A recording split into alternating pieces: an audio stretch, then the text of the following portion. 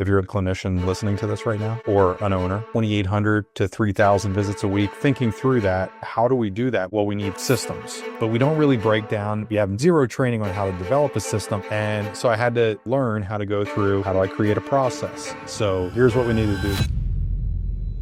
Today's guest is Chad Madden, founder and CMO of Madden and Gilbert Physical Therapy. He's the head of education at Breakthrough PT Marketing. Chad created Breakthrough PT Marketing to help private practice owners learn proven strategies to grow their businesses and reach more patients. What would you say, thinking smaller practice, needing to scale, wanting to scale, what should be in a budget as a relative to revenue to dedicate to the marketing pillar to try to grow your business? It's 10% of gross revenue. So what we do is in a clinic that we have empty schedules, so we have visit capacity and we have space capacity. We will do 10%. We teach this thing all the time called market message media match. Those three things have to align for our marketing to work. If I can give you the number one message that's working in email, it hasn't changed in 10 years. We can't beat it, even though we're using AI to write new emails all the time. But it's basically, hey, Bob, it's been a while since we saw you. Quick question for you. Have you had any pain in the last 30 days? That email is by far the highest converting of all time. What do you say to somebody who's in the PT business today to say, hey, it's not all gloom and doom, or maybe even to somebody newer thinking about going into practice? There are a couple big mental models that I use frequently. The first is, how can I create so much demand for our services that we have choices? Now, there's three ways you can do it. Hey guys, Rob Kowalick here, podcast on rehabbing your revenue cycle. I'm here with Chad Madden, probably the most famous physical therapist, podcaster, web presence there is, and one of the best, if not the best, marketing minds in PT. I'm just thrilled to have Chad join me. I've been with Chad on the other side and his podcasts and things that he does to help educate the PT private practice world. But I'm thrilled to have Chad on the other side of the fence here. Let me ask him a few questions. So I really appreciate you being here, Chad. Thanks, Bob. This feels really weird. But I'm digging it. So yeah, let's send it. This will be good for me to go through on the other side. Yeah. Okay, good. And Chad's probably a little bit more organized at this than me. I think this might end up being a little bit more of a free flow conversation, but just contextually here. So Chad was a practice owner, still is involved in private practice, grew from startup to a pretty big operation, had a successful exit, has been in the business of helping physical therapy practice owners and even some other specialties in marketing and how to grow their practice and market their specialty to their communities. So just tons and tons of experience around the concept of growing a business. And there's a saying, and not say I believe this literally, but there's a saying in business that if you're not growing, you're dying. And I think that's largely true, maybe not entirely. And so, marketing is all about creating awareness about what you do and differentiation and helping your potential customer realize you exist and why should I come to see you kind of thing. I'm in the business of helping improve financial stability through revenue cycle optimization. And I believe there's a real connection between those two things, how there's codependencies. You need marketing to grow as well as other stable pillars in your business. You also need financial stability to grow. And so I just wanted to start by kind of generally talking about that concept, about the linkage, the interdependency that exists between scalability through marketing and financial stability through better business practice and from a finance perspective. So let's just define scaling for everybody, because I think we talk about it a lot, but it can mean a lot of different things to different people. So when I think about scaling as an owner, at least when I started, my whole business plan was getting to 48 visits a week. Okay. That was the original plan. And that was very much a self-employed mentality. By yourself, right? Yeah. So that is me doing 48 visits a week. And then what happened very quickly, I think within 6 months, we were up to like 108, 110. visits in a week, and I had hired a part-time PTA, and that was like beyond anything that I had ever thought of before. Then once I figured out the game a little bit, I was like, wow, I have 2,000 square feet. This would be a lot better if instead of me wasting all this square footage, that if we filled it up with other therapists who were equally as busy. So then now I'm down a whole new track. I don't have any business background. I don't understand anything about marketing systems. Marketing in the beginning was a zero for me, Bob. I was not good. I just understood how to hustle. And I went and saw as many physicians as I could. I think in the first 4 months, I visited 37 physicians, and my pitch, it was horrible. I was just not good at developing relationships with physicians, but that was the only game that we had back in 2003 in Pennsylvania. Did you bring them chocolate chip cookies? I can't believe you said that. I just sent out 32 batches of crumble cookies but they were to physical therapy practice owners here in central Pennsylvania, not on marketing for my private practice, but for marketing via Breakthrough. So anyhow, that was all I knew in the beginning. I knew nothing about revenue cycle, like finances, anything like that, other than cash in the bank and I'm paying bills. That, I treated everything as cash accounting. I had no idea what accrual accounting was, or, my ADO score or anything like that. I just had no idea how to look at that. I had no idea about personnel, right? So my personnel systems were a zero because I knew how to manage me, which was I was going to work 80 hours a week. And I hired people that I worked with before, and I hoped that they could manage themselves because I had seen them manage themselves at that time. The other thing that I really didn't understand was, what do most owners do in the beginning when they're trying to scale is it's like, okay, if I want to grow this beyond myself and I want to have not just, myself and a PTA doing 100 visits a week, but I also want to expand that to today we have basically like 30 of those units in 6 offices, for lack of a better term. But, seeing, was it now like 2,800 to 3,000 visits a week right now? So, anyhow, like thinking through that, how do we do that? Well, we need systems. So most self-employed people are going to say, I need a system, but we don't really break down. We have zero training on how to develop a system or how to check it or how to like make sure it's working the right way. And so I had to, learn how to go through, how do I create a process? How do I string 7 processes together so now I have a system? Or it might be 17 or 87. I mean, we have a marketing system that has like nearly 100 processes in it right now. So, it's a whole new world. And again, when we think about getting back to your original question, this is the same thing today as, when I'm looking for investment opportunities in other businesses. So when we're a practice owner, this is us using typically our own money, investing in ourselves, and we're responsible for that. And just as a quick aside, I am still a practice owner. I still own 6.5%. My deal is public. You can look it up if you're a listener right now. We sold a significant 70% of our business in 2022 at a valuation of $16.5 million. And most recently it was valued at $20.8 million. We have plans to continue to grow. So I'm still involved. But like, as I think about growing, it's the same filtration system that I use when I'm investing in somebody else's business. Like if I'm going to invest in NVIDIA, which I'm not, but if I were to look at that, I would look at, okay, what's their profit margin? What's the rate of growth? What's the price that I'm paying for the amount of free cash flow that business is generating? How is their balance statement changing over time? It's the same exact thing that we use in our practice. And I'll use an example in scaling. If I'm going to invest in a de novo, which for us today, for a small de novo of maybe, That means new clinic, new business, right? yes, if I'm going to open a new office, and let's say it's 12 to 1,500 square feet, I'm going to ballpark that to be $150,000 to $200,000 investment for us to get that up off the ground in total investment.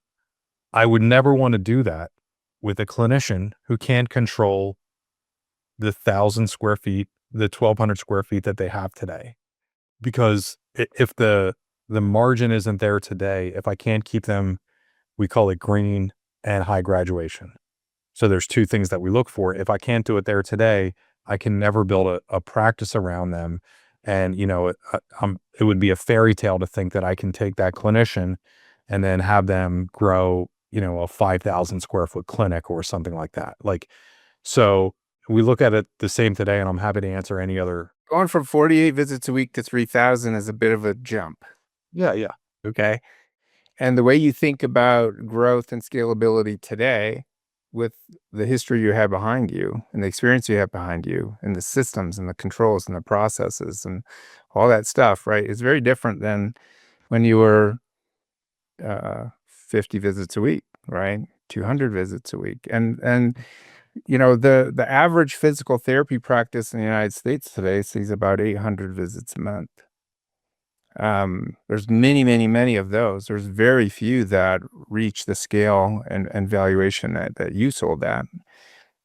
Same for me, right? I had 120 to 150,000 visit a year business. And so there's a small percent that get to that scale. So I'd like to kind of keep our mindset maybe on around how someone who's in that 400, 500, 1,000 visits a month kind of thing looks at scalability, decisions around scalability, the relationship between what kind of systems and controls do they need to have in place in order to scale a business that really is, there's different terminology in the business world. A level 1 business is high owner dependency, very focused on the core competency of what the business is, but not really all that focused on systems that need to be developed and data and things that need to be put in place in order to take that next step and that next step. And so how did you approach that early, installation of structure that helped you take steps? Very naively. Okay. So, and I can remember this fairly. So, about a year in, I hired that PTA full time, and yeah, so understood that, and I think about practice with really 4 big boxes. One is marketing. If we don't have new patients coming in, we don't have a business, right? So that's number one. And maybe you could call that patient acquisition or marketing plus sales, but that's a box. What's the difference between word of mouth, because I'm a great therapist, and marketing? Well, the average practice owner from surveys and talking with thousands is, how do you grow your practice? I provide high quality of care, and I'm depending on word of mouth.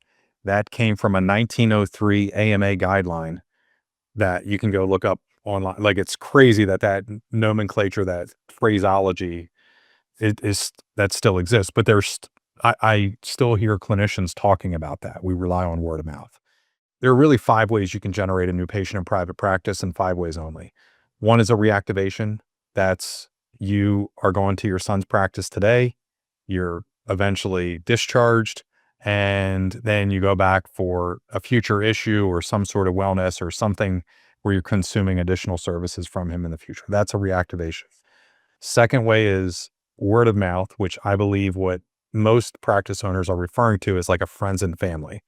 So you had a really good experience at the practice that you're at now, and then you tell your neighbor, Jim, to go to the practice as well. You're spreading the word.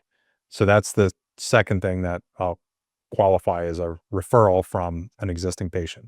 Third one is a professional referral source. So based on your practice act, physician, nurse practitioner, PA, dentist, etc., whoever can refer to you professionally by writing a script. That's number 3. Number 4 is also a word of mouth referral, but it's typically by an organization. Could be a large employer in your area, could be a complementary service provider. Like, we have received referrals from chiropractic offices and functional med doctors and concierge providers and personal trainers, right? So lots of different things that could be, but a partner, somebody promoting us, giving us good word of mouth referral. And the 5th one is cold traffic marketing, which is basically advertising our services on radio, TV, billboards, print ads, direct mail, or online like Facebook or a Google ad, for example. But I mean, that in the marketing system that we're running today for new patient attraction, they're the 5 pathways. And I've never met another owner talking about any other way to acquire patients. But yeah. So is there one pathway that's more important than another? Are they all equally important? And where do you see success coming from across those 5 options? So very, very dependent, but in the traditional orthopedic practice, whether it's my own or another practice we're working with, the number one easiest way is reactivations. So, if now that is for an established practice that is more than 2 years old. And I'll give an example here. So like we have our Shrewsbury location, which we opened Monday, March 9th of 2020. So we opened it the week that Pennsylvania was shut down March 13th of 2020. So we opened that up into 1,800 square feet in the first week of like preceding that, because the marketing we had done beforehand, we had 18 new patients. In April, we had 1 because everything was shut down. So today, that's a 5,000 square foot clinic doing 450 visits a week. We really need to hire another clinician there right now is the main issue, which is another one of the systems. So in that practice, if I go back to 2020, it was a new clinic, more than 45 minutes from any other practice. We had to rely on cold traffic marketing. We didn't know referral sources in the area. We didn't have partners established. Now we do. If we fast forward to today, 50% of the new patients plus coming through each month are from our past patient list.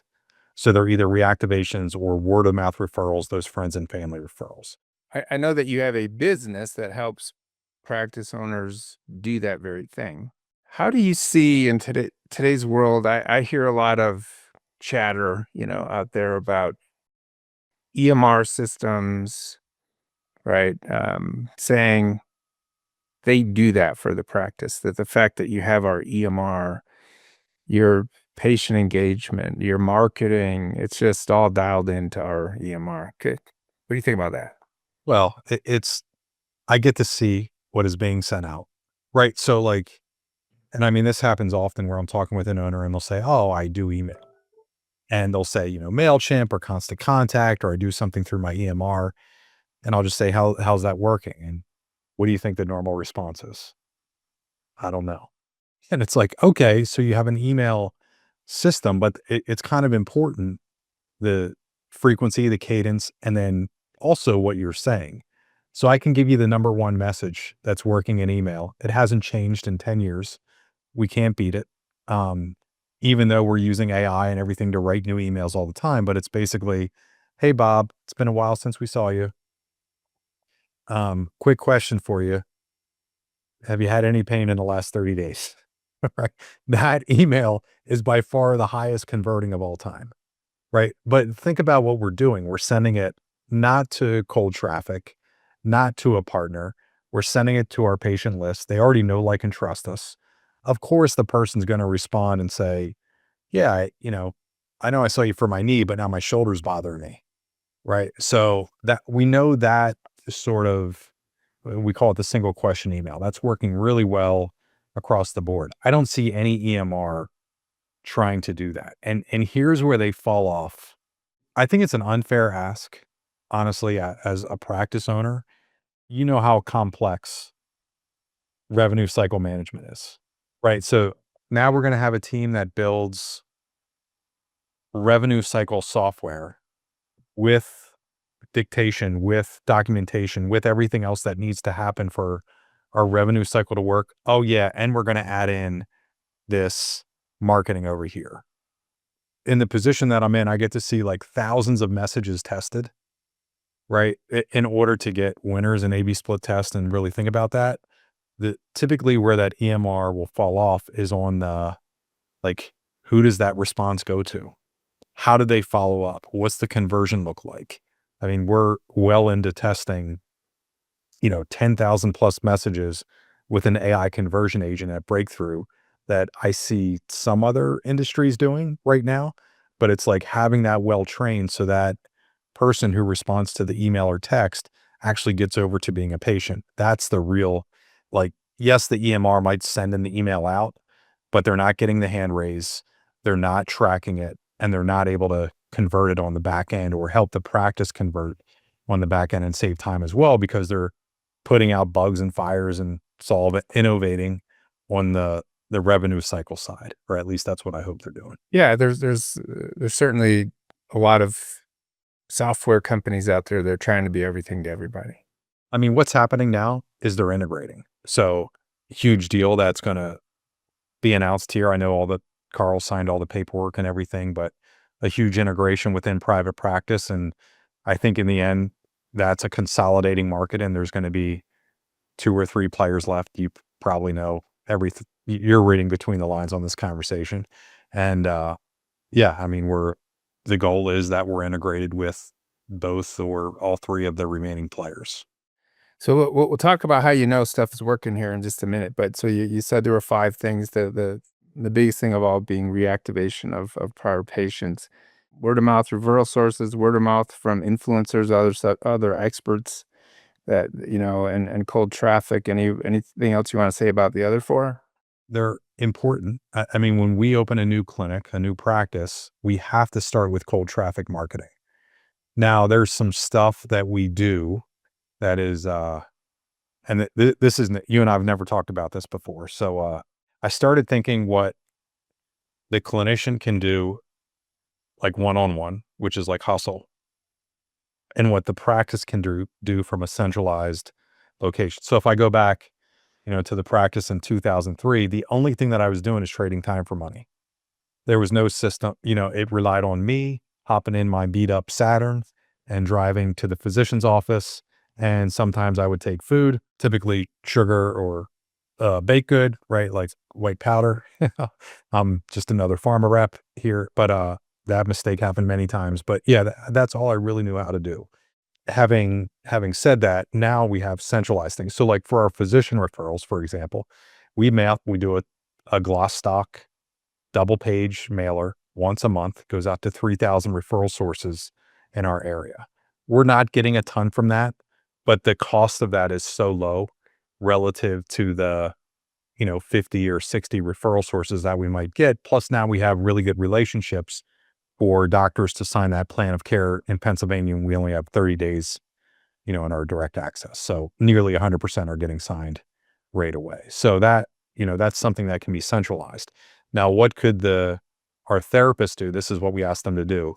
Anytime they do get a referral, they do a handwritten letter, thank you, to the referral source. Seems pretty professional and logical to do that. The other thing is, if there is a change in the plan of care that warrants a phone call, they pick up the phone and have a conversation directly with that referral source.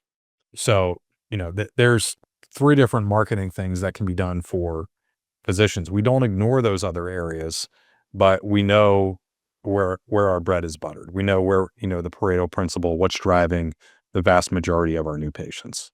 Thank you. What would you say? So again, thinking smaller practice, needing to scale, wanting to scale, hiring new therapists, right? What should be in a budget as a relative to revenue to dedicate to the marketing pillar to try to grow your business? Rapid growth, which I would consider 20% or more per year, right? If somebody really wants the number I really use, Bob, between you and I, is 26%. Okay. 26% gives you a double every 3 years. And oddly, if you go back to that original 50 visits that I wrote my business plan on back in 2003, that's almost exactly what we've done over the last 22 years, is 26% growth year over year. Having said that, it's 10% of gross revenue. So what we do is, in a clinic, that we have empty schedules. So we have visit capacity and we have space capacity. So that means if we have a 3,000 square foot clinic and we only have 2 clinicians, and we should have 6 or more in that space. So that is a clinic that we have either schedule capacity or space capacity, we will do 10%. And then what happens is as we go along, 10% of gross revenue. So that is, and that's cash accounting, not accrual accounting.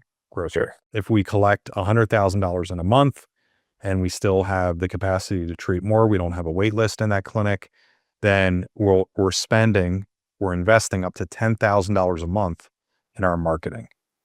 And that's going to go to, we do a hard patient newsletter that we mail out to 30,000 people a month. We do that physician newsletter. We do cold traffic marketing. We do, email and all the management of that. We do text and all the management of that. We do a partner workshop for every clinic every month. So that gives us the Jim Collins analogy was, I don't think it was Good to Great. It was one of the other books, but he talked about gunpowder and then cannonballs. And he said what most business owners do is they waste all their firepower, their ammunition on one big effort, one big initiative. And then if they miss the target, now they're out of ammunition and they lose the battle, right? And it's the same thing here. So, we want to make sure that we have enough ammunition and that we're not trying to, what most practices do is they say, okay, I don't spend anything on marketing. And what they're forced to do if they don't allot any money is it has to come from their time. They're already time starved and now they can't provide enough hustle, enough time exchange for money to actually drive the new patients that they need. And they're leaving a lot of money, to steal your saying, leaving a lot of money on the table because, their therapist schedules are only at 50% capacity or worse. Yeah, that we think about it like that. And then what happens is once we fill schedules, once we fill space and we run out of capacity, then we start taking a look at, well, what can we eliminate here? What's really driving the majority? And can we get that from 10 to 9% to 8%? And rarely will we go below 7.5% of gross rev for a clinic. How long do you give an investment in marketing to have results before you realize that it's not working? Like, how consistent do you have to be for how long? When is it time to rethink what you're doing? What kind of time frame should an ROI happen on that? Yeah. So this is somewhat controversial, but I tend to be offensive and risky. So I'm willing to take a risk. So in the beginning, whenever we're trying something, and let me think of the last one that we did right over my shoulder here. We opened up a hyperbaric oxygen therapy chamber. So we have a clinic now and we will expand that to 3 units. We have 1 unit today and I have friends in the radio industry. Radio's dying a very slow, painful death. Now, have you listened? When's the last time you listened to the radio? Yeah. Exactly. So, you're using Spotify or you're playing a podcast or you're streaming YouTube music or you're doing something else. Right. So, but I have friends in the industry. We reconnected. I said, great, let's try 2 months of commercials for hyperbaric oxygen therapy. Now, in total, how many people do you think called our office because of hyperbaric oxygen therapy? On the radio? I don't know. This is 1. Well, we had 1. Okay. So listen, I said, I'm willing. I will do, but, and then the salesperson comes in and now we're going to buy more. And I was like, listen, here's what we need to improve this. So if I get a result and I got 1, I will improve it. And I said, here's what we need to do to the next step. And, basically they weren't willing to do that. And I said, okay, like then I'm out. Like I can go spend this money on Facebook or in direct mail or anything else. So like, yes, I will go elsewhere. But yeah, that's typically what I look for is like, can we produce a result with that initial firepower? Now, during that time for HBOT, I didn't take our entire marketing budget and use all my firepower in radio. We know 2 things work really well, direct mail and email. That's what works for HBOT. So, and that's to our existing list. So why am I going to waste, basically they wanted me to grow into investing my entire marketing budget where I wouldn't have enough to do direct mail. Why would I waste my entire marketing budget on radio when I know that really 80% of my marketing budget should be going to direct mail and email, which it was. So I said, I'm willing to do this little test, but I'm not going to take it farther until, you're married to me in this process to find a better result, and we can innovate and iterate, and figure this out together. But yeah, that's kind of how I think about it. I can give more examples, but does that get you to where you want? Yeah. And so, it's a big country. There's a lot of markets that are rural, right? Not huge populations, and then there's big city. And is there a difference for where geographically where your practice is? Sure. And yeah, we experience this here, and I experience it, if I'm working with an owner in Idaho or Arkansas or rural anywhere in the US, really.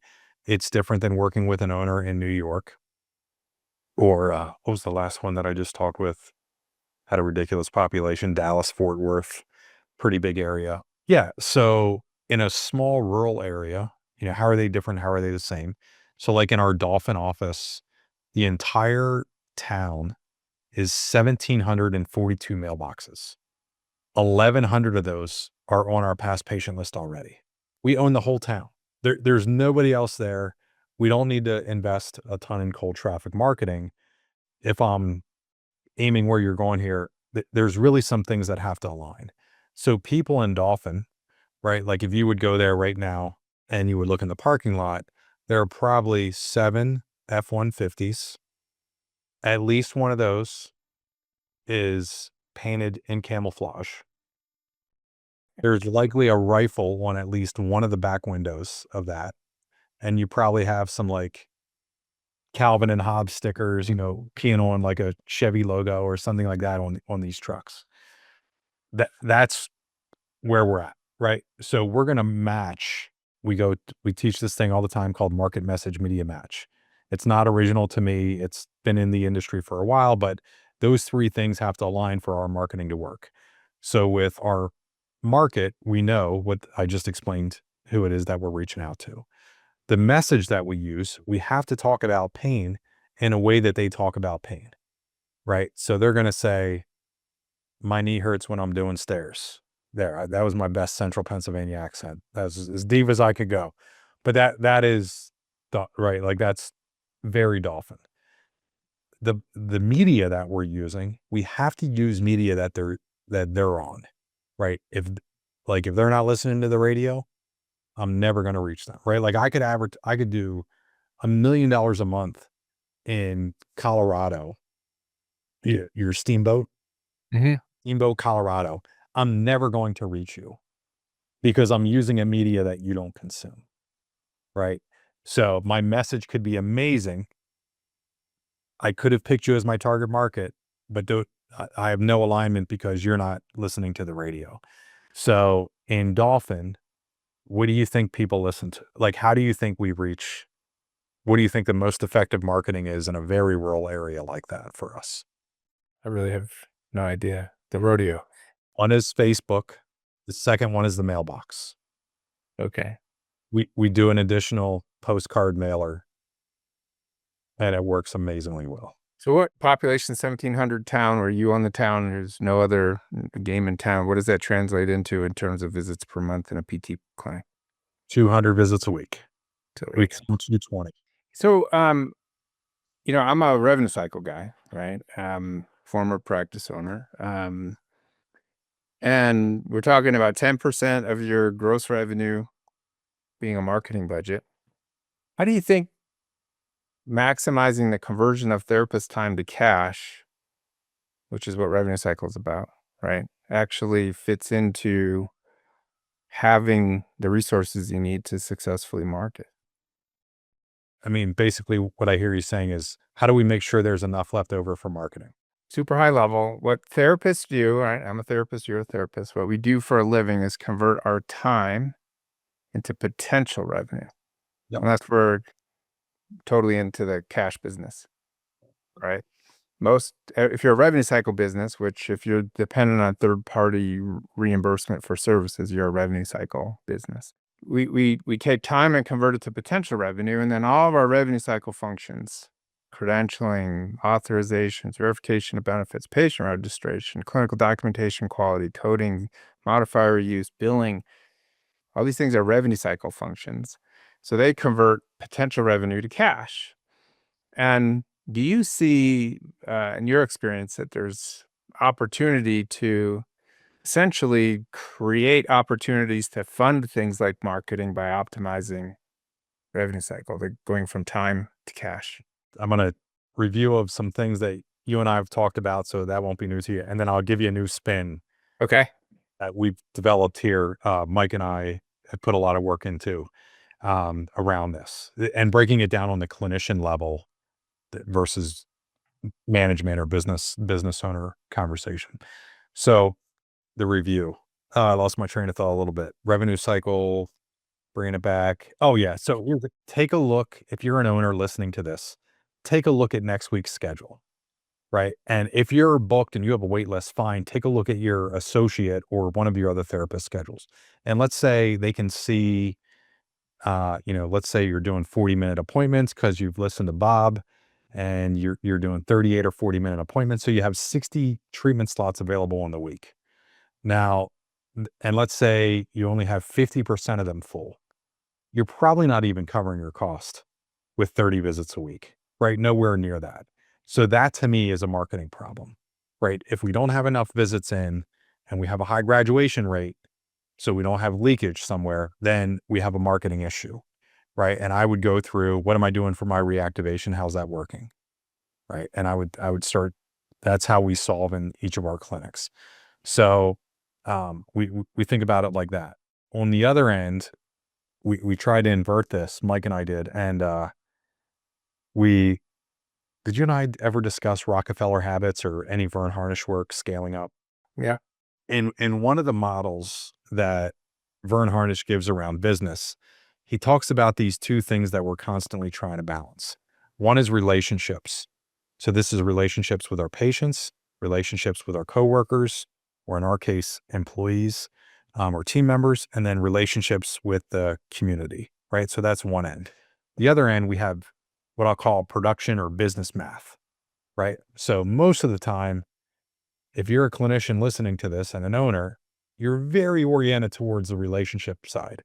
This is the part that you'd waive a copay for somebody because of your heartstrings, or if an employee asks you for a raise, you just give them a raise, right? No matter what, or, this is it's just how we're wired. Most of us ignore the business math side. So Mike and I were like going back and forth on this, and we were like, hey, so what is the one metric we could look at, one statistic we could look at on the relationship side that we know that the therapist is doing a good job? And the typical answers in our industry are like NPS score, or are they getting a 5-star Google review or a written testimonial? And we were like, nah, man, it's graduation rate. And we just started looking at it. And it's the people that we have that have the highest reactivation rates, the highest word of mouth referrals, they tend to have very high graduation rates. A defined graduation rate. Last month, you saw 20 new patients. 18 of them completed their plan of care, met their goals, and were discharged by you, the physical therapist. 2 of them dropped off. One was for medical reasons, one because for financial reasons. Right. So that would be a 90% graduation rate. If I read the WebPT annual report the right way, I think they're saying the industry standard is less than 15%. That is 1.5. 1.5. Yeah. And I mean, that to me is pretty gross. Our aim is above 80, and we have these huge plaques that we have in our offices where we recognize therapists, clinicians, when they have 100% graduation rate in a month. And it's something that we track. On the other end, the business math side is production. I don't care how we look at it, right? We wanted to simplify because it's very easy to get wrapped up in we're tracking 20 different metrics in a scorecard. And we said it's being green. And so we developed this very simple system, red, yellow, green. A red therapist sees, and we used to track visits. We still track visits, but it's not our leading metric. And we used to track, as a primary metric, build units. Now it's total billings. So we know that if a therapist bills out $15,500, we're going to collect 27.8% of that, which is roughly $4,300. And at 27.8%, I want people to think that that number is based on your fee schedule and what you charge per visit based on how many units per visit you charge. And so, give some relativity there about what the average charge per visit looks like to create that 27% of revenue. 27% would be $350, $360 a visit. Yeah, that's gross charges out. Yeah. And we know historically we're going to collect 27 to 28% of that. How many units per visit are you billing at? That is slightly less than 4. On what schedule structure? How many minutes per appointment? 40 minutes. So roughly 60 treatment slots a week. We listened to you, man. We went to the 40-minute treatment slot. It works very well. Patients are happier. Clinicians are happier. And you're structured in that which payers are AMA-based rules versus CMS-based rules that convert time to units and all that stuff, right? In our EMR now, and we've got that. It feels like it's on lockdown pretty good. We have to do more audits. We just went over that last week, but we have a new system in for that right now. But yeah, so that other side is red, yellow, green. We know that if a clinician bills out $15,500, that we're going to collect about $4,300 in our cost. So space, marketing, our CBO, which is central business office, the cost for us to collect $1, all of the other cost that is, that's pretty tight for us, $4,300. If we're getting $4,300 in revenue, employment cost, everything else, that anything less than that, we're likely losing money or potentially losing money on. How does it translate into direct labor costs as a percentage of that revenue? Our goal is, for years I've talked about 50%. I'm not hitting 50% anymore. It's now 55 is our target per clinic. Variable set of determinants that take you from your production and what you bill out into what you actually realize at 27.8% in cash. 100% true. You got to have a lot of stuff in order, right? This is revenue cycle, right? This is the stuff. If you have a lot of credentialing issues or patient registration problems or whatever, your conversion is not going to be on target with what you need, right? Yeah. So talk about that. I know, you're a business owner who had systems and controls across the board in every pillar. You develop these systems over time through experience.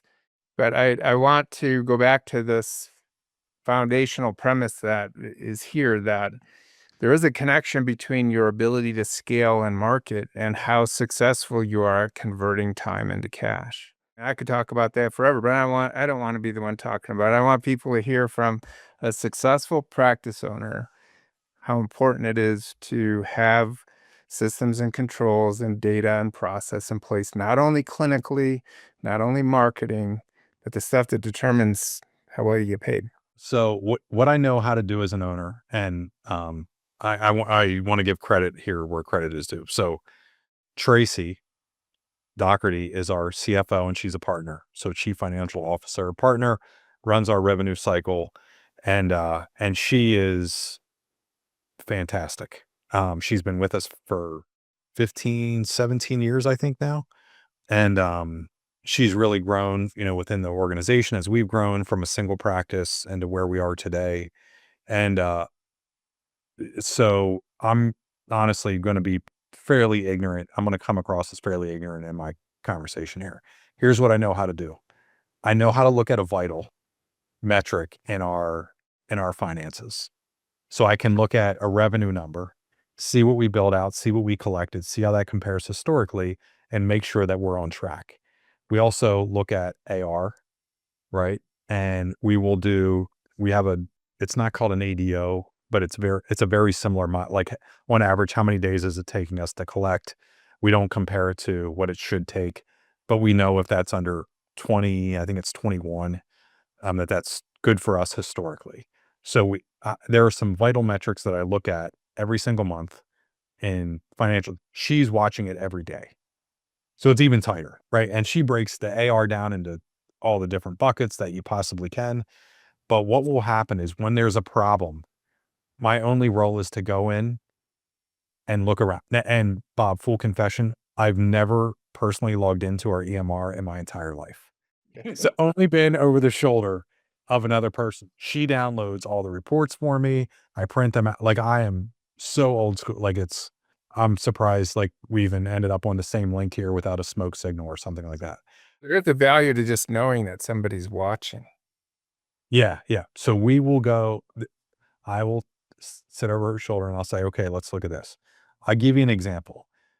Little over 2 years ago, and we shared this, it's called the Profit League audit. I think you and I've talked about it before, but I was like, do we even know like what's going on here? And let's look, so we can, anytime that you're looking at a metric at a vital, you can expand out, right? 30,000 foot view, or you can get highly concentrated and debug what's going on. So we were looking at this, we're seeing our revenue decline, revenue per visit that we're realizing decline over time very gradually, but it was happening.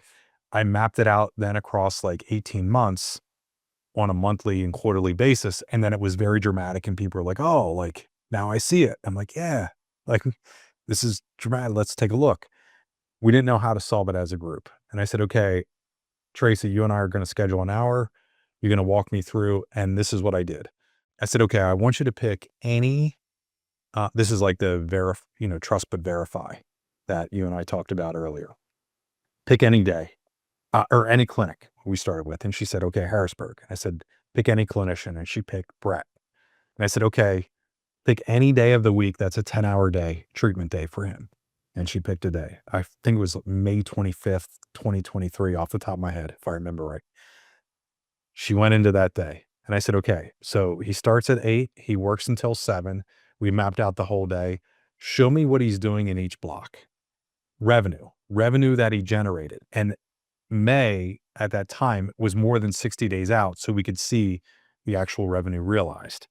What we noticed is on that day, he generated in a 10-hour workday less than $800. I think it was $793 off the top of my head.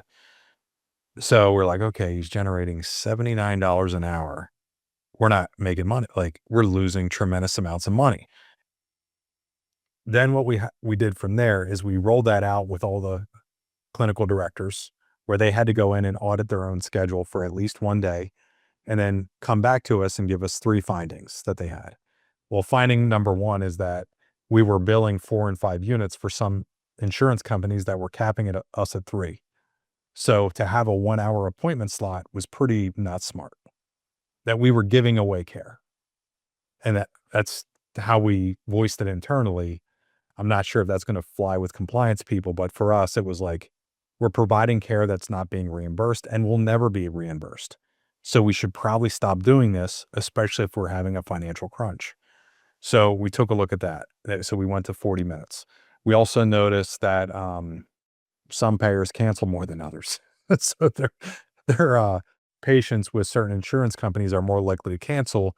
Therefore, we started double booking them together, like just very, very basic things. And we'd be willing to give up, a group therapy code or whatever in order to make that happen. So we had these realizations as a group, and it completely changed the revenue that we were generating per hour. And we went from $80 an hour, and now the goal is 120, 125, right? So getting up to $5K a week in revenue generated. And it's even higher than that in our clinics that have cash pay services. But yeah, that's from an owner perspective, that's how I broke it down. Now, how's that related to a marketing thing? Well, blank slots are wasted money for us, right? We have expenses and no income, no revenue, and that's crushing. Let me position this next thought that you're going to have. Let me tell you what you're going to think. Yeah. you're going to mention that, if you're below capacity and you've got empty spaces on your schedule, you want to fill spaces. But if you're closer to capacity or at or over capacity, marketing, what you just said, right? What you found was that it's really payer mix quality from a finance perspective that ultimately determines your financial outcome. And so how have you been able to tie marketing into the financial value of this future patient from a payer mix perspective? Because in my view, as a revenue cycle guy today, payer mix is a huge factor in successful practices or unsuccessful practices, which and oftentimes is geographically determined, right, and challenged. But how do you think about connecting the dots between marketing, under capacity, and payer mix quality from a financial perspective at or beyond capacity, and relate all of that together? Let me tell you what resonates so far. So, in I think February, March, I gave a talk in Houston. I think it was like 21 practices. I think total in the room at 360 locations. So, I mean, these were significant practices. And I'll share the one or two things that I shared with them that resonated the most. So, think about your lowest payer. Right. Everybody has one. If you're participating with insurance, might be Medicare, might be Medicaid, might be, for me, I can remember when I opened, it was Health America Health Assurance, and they paid me $44 a visit. Right. Cap, didn't matter what I did. That's what I got. You likely have one of those. Could be $50 a visit, $60 a visit, $70 a visit. You have a low cap payer who's just crushing. There's no way that you're breaking even on that. Now, three things we can do. We can drop them. Right. And you've given a ton of knowledge and processes at our events, on the podcast, everything, shared your knowledge. Like, here's how to think through this, including disaster stories and pitfalls.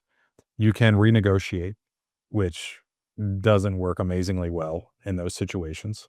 Or you can think about attracting more of your best payer. So we walk through those three solutions, and the owners in the room always ask, how do we attract more of our best payer? And I always say, there's three ways you can do it. Number one, with reactivations. What you can do, actually, I'll do these in reverse order. The hardest to do it is cold traffic marketing. But I'll give a quick and easy example of how we did it in our clinics. We went through our EMR. We started looking at value of a plan of care per diagnosis. For us, if we get a new or expecting mom to come through, that's the golden goose. I mean, she is coming to us forever, highly likely has Blue Cross Blue Shield in our area, one of our best payers. She's more likely to reactivate, very social, sends other people to us, brings her kids to us, brings her parents to us. Like, she is fantastic for us to reach out to. So we run a pelvic floor workshop for new and expecting mothers. Now, if somebody comes through, if we have a 77-year-old gentleman come through with prostate issues and he wants to come to the pelvic floor workshop, no issues. Like, we're not excluding anybody. The pelvic floor workshop, we target that person. That's an example of how you could think about influencing your payer mix with cold traffic marketing. The next one up is partners. And I was on with a very large practice, one-on-one call. And they said, well, how would we know? And I said, who are the 20 largest employers? They talked about one specific clinic that they had, and they had more than 50 clinics. So one specific practice they had that was really, really struggling. And I said, okay, who are the 20 largest employers in your area that are offering? And they said their top tier insurance, their highest. And they said, well, we don't know. How would we ever get that information? And I was like, oh my gosh, like, you could probably Chat GPT this today and get the answer in 20 seconds. Or I'll give you a better solution. Open up your EMR, go down your list of patients that have, let's say it was one of the Blues. So you want to see who has Blue Shield of Alabama. Great. Okay. So you go down through and you find Blue Shield, and then you likely collected the employer of that patient. Now you know that that employer offers that. So very, very easy to generate a list of employers in your area that are offering that insurance. And yes, that can change and all that other stuff, but you're at least going in with some hedged knowledge, right? Some curated knowledge. So that would be the second thing you could do. And what we do in those situations are we create relationships. We look for HR programs where they invite us in for health fairs, lunch and learns, however we can participate, screens, employee screens, and we go provide that value. The third and the easiest to do is you can segment your patient list, right? Now I shared earlier that single question email. You could, and you don't know this, Bob, but within Breakthrough, and this is brand new, within the last 2 weeks, we just put in a feature now you can segment by payer type. So you can segment your patient list within Breakthrough by insurance company. So if my best payer is Blue Shield, I can go in and market directly to those patients within an email or text campaign, right? It's digital, very easy to do. So now through those 3 systems or those 3 processes, I'm attracting more of my highest payer.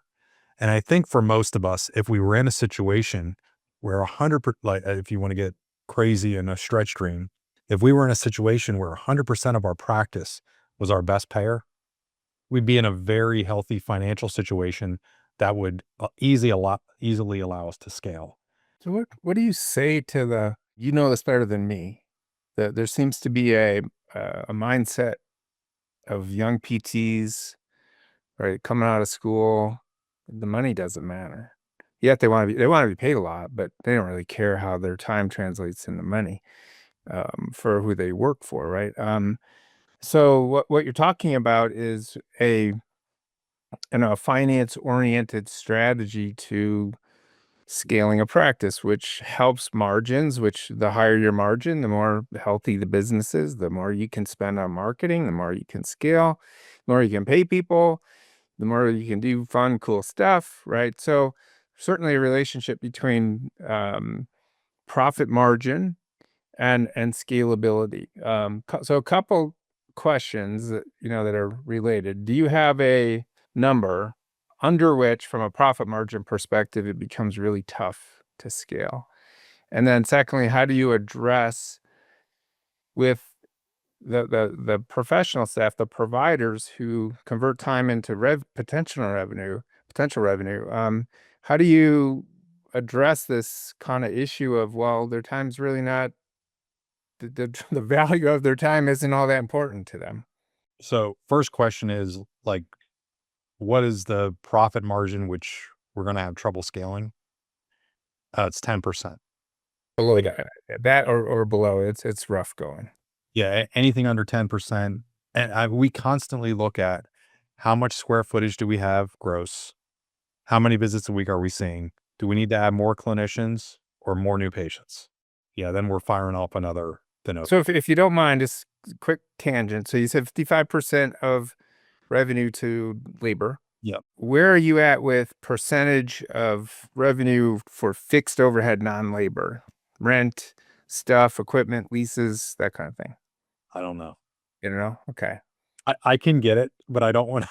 We have a monthly trend report, but that is, we're in central PA. So in general, those costs are low relative to most of the other practices that I'm talking with. Yeah. And those, labor tracks just right on with your labor cost as a percentage of revenue, right? Tracks as you scale. That's a constant. But you're not going to go from 55% of revenue going to labor to 35% and then come back to 55%. You're always 55%. Fixed overhead like rent and equipment leases and stuff like that goes up like this, right? It's flat for a bit, and then you get to a certain scale or capacity, and you got to up it, and then you're flat, and then you got to up it, right? So anyway, there's a healthy relationship in terms of these numbers and how they all relate to revenue that ultimately get you to a 20% margin, a 25% margin. So that's a whole nother conversation. But you go back and touch on what you're seeing kind of in the philosophy around how to make therapists care about what kind of revenue they generate. Yeah. So I definitely made some errors here over the years. we make it very clear in our ads that we are looking for therapists that are balanced around the relationships they build with patients and that they have an eye on productivity. There's no money tree out back that I get to take and scoop a bushel of every week or every 2 weeks to pay them because they have a $250,000 student loan and went out and bought a new townhouse and a brand new vehicle. That changes nothing with our relationship with Blue Cross Blue Shield, Aetna, right? Like, here's the value of what you're worth. So how do I manage that? We nail it in the interview, and I wear them. Unfortunately, my interviews are long, so 3 hours, and I'm looking to wear them down. And then I bring up like how they're thinking about money, right? So why did they become a therapist? That's already, did they want to help people and that's the focus? Or do they have, some sort of monetary gain that they wanted over here? And then typically what I'll do throughout the interview, and I'll give you one example. We had best resume I'd ever seen from a therapist. So out working 6 to 10 years of experience, had a position of leadership. And never seen a resume like this. And I was like, wow, man, like you've really got it going on. Let's talk about this. So here's the setting you work in right now. They had a cash pay service. And I said, oh, how much of that cash pay service have you sold within the last 30 days? Oh, we don't charge for it. And I was like, okay, I strike one. Like that's a problem, right? Like you walked in telling me how great you were. You knew that we had this cash pay service and that you were doing it a lot, but you're not charging for it. And then I went a little bit deeper. I said, in the setting that you were in, like what's the highest copay that you saw? Oh, we had people with $7,500 deductibles. And I said, okay, what would you do in this situation? And they had operated previously, not in central Pennsylvania, but in an affluent metro area. And they said, well, the first thing I do is if I see a high copay or a high deductible, I just offer them a lower frequency. And I was like, oh, so you're diagnosing the wallet, right? That's what I'm saying internally as they're talking through this. And I said, okay, so I'm a patient. You see me, you think I need 3 times a week for 6 weeks, but you see that I have a $7,500 deductible. Walk me through that conversation. So, and I just said, okay, we got through all that stuff and I'm teasing that out as I go along. And I said, okay, so best resume ever. Obviously you're worth a lot in the market. Okay. And what do you think that number is? And he said the number. And I said, okay, so over here, I have major red flags. These are the red flags. You can't collect cash. You've diagnosed the wallet and you've backed off on frequency. So you've invested very heavily. So you're more valuable in the market, but yet at the same time, in opportunities where you could be more valuable in the market, you choose not to be. How do I marry those two up? That is a really good question. I've never thought about that before. And I said, well, I need to think about it because like I'm going to be the one, writing a check here. So let's talk through this. And I mean, the most that I can do in an interview is create awareness. We provide back-end training. So mentorship around finance, like, should they pay off the student loan or buy a car or invest first, right? Like, so we walk through, we will support you as much as possible around financial literacy, but our role is just to create awareness. Otherwise, they come in, I want to make 120K a year. And it's like, okay, what are you willing to do for that? I'm willing to work 25 hours a week. Here's what that math looks like. Show me how this can work. And we're just very open with our books and like, here's what that looks like. And I had a therapist tell me once their goal was to work less and make more money. So it's, yeah, you have to have the whole package. So just one last thought before we go. There's a lot of, the industry's tough, right? I think we talked about this in the beginning, but revenue, payment pressure is down, right? The payers aren't coming along just saying, hey, I want to pay you more money for, PT. Medicare, right? If you look at what Medicare's done over the last 10 years, they're paying less, right? Quite a bit less. and complexity's up, right? There's move from Medicare to Medicare replacements and Advantage, and the move from you know straightforward commercial to more complicated things, and so complexity's up, costs are up. Everyone wants to be paid more money. There's no, you know, there is a thing called inflation, right? And it does happen, and costs do go up. And so the combination of top line pressure down, bottom line, or cost structure up, complexity up. What do you say to somebody who's in the PT business today to say, hey, it's not all gloom and doom?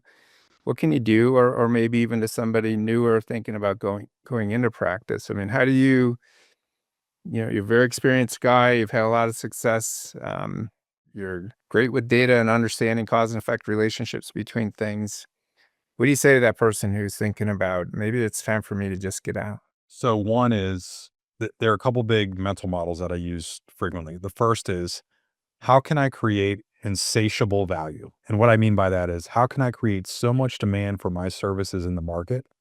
If you're the clinician listening to this right now, or an owner, how can I create so much demand for our services that we have choices? So I listed 3 options earlier. We can renegotiate rates if I have enough demand for my services, and my patients are going to the insurance company and saying, you know, they're going to go out of network if you don't renegotiate, right? So that's one option. We can drop a low payer. If I have a 3-week waiting list and I have a low payer, cap payer that's 10%, I'm thinking of getting rid of them right away, especially if they're not going to play, and especially if they're highly complex, like you brought up as well. And if I have enough demand for my service, also I can dramatically improve my payer mix. That at least keeps our head above the line. The second model that we've been talking about for a long time is, we want to get really nerdy. You can look at dollar generated per minute. I get to cheat, Bob. So do you. Like, we get to talk with practices that are doing really, really well, right? Like, you have practices that you're working with that are more than 20% margin and are very safe financially. I mean, right before this, I was on with Doug Adams from Run DNA. I've talked with Garrett Salpeter of NewFit, Mark Callanan just texted while we were on this call from Light Force Laser. So I look at other practices that are generating, like we had one in our Hershey office. This year, we rolled out in February laser there. Jan, our clinical director and partner there, had looked at all the other practices. We ended up connecting her with a practice through Breakthrough. She talked with that practice, implemented exactly what they did. She ended up adding $13,000 to $15,000 a month in nothing but cash-based services. That is a 10% bump in margin. So like from 11% to 21% just by adding that cash-based service. But now 100% of patients that are going through there get a laser trial. So the first one is create insatiable demand for your services. The other one is think about what could you be providing that's just simply more valuable in the marketplace. And it could be a cash-based service. It could be something, like, I'm just going to throw like an FCE, functional capacity evaluation. Is your time worth more doing that? Figure out how to fill your schedule with that. I know we're doing some other things with like Run DNA and adding a tech fee. That's also a possibility. There are absolutely solutions. You're going to have to work through, go above the fray, be a nonconformist, at least for right now, to find those solutions and implement them into your career. So be great at your core, be innovative on business and how to open opportunities to more potential revenue, and just have solid systems of controls and data and information and process, and be good at execution. Nailed it. Yeah, I don't know if you want people to reach out to you at all, but feel free to say how they could connect if anyone's interested in, working with Breakthrough marketing. Easiest thing to do is go to getbreakthrough.com. We have a lot of new things that we're rolling out with AI and AI conversion agent. And that might not mean a lot to you, but basically what it means to the average owner is, right now, what we can do is roll out text and email for you with proven data-driven scientific campaigns that get people to raise their hand. And then we have an AI conversion agent that literally will save your staff, your team 95% of the time, reduce the complexity on a conversion over to a new patient. So yeah, you can learn more at getbreakthrough.com. Otherwise, I'm on all social and I answer just about everything that comes through other than email. Yeah, email's kind of a pain these days, isn't it? Anyway, well, I appreciate your time. I mean, hopefully everyone enjoyed this, and when it comes to understanding PT practice and marketing and driving, scaling into your business, having done it in PT, there's just no one better to listen to than Chad, and I really appreciate you being on. And we're on the other side of the fence in terms of helping to convert that time into maximum potential revenue and actual cash, and so that you have better margins to ultimately invest in your business and grow and realize business growth and value through not only growing your scale, but growing your profitability all at the same time. Because ultimately, if and when the day comes where you're thinking about selling, it's the combination of growth in both scale and profitability that the buyers look for. And we could talk a lot about that, but maybe that could be another episode if you'd be willing to come back. So. Oh, I'd love to. Yeah, this was great, Bob. You did great. Thanks. All right. Thanks, Chad. I appreciate it very much. Okay. Have a good one.